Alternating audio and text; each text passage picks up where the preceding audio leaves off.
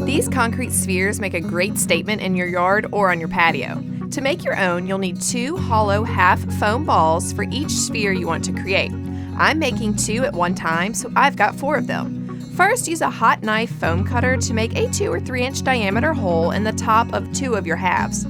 I'm setting the other 2 in planters to hold them steady while I stick toothpicks into the edges and apply caulk all around the rim.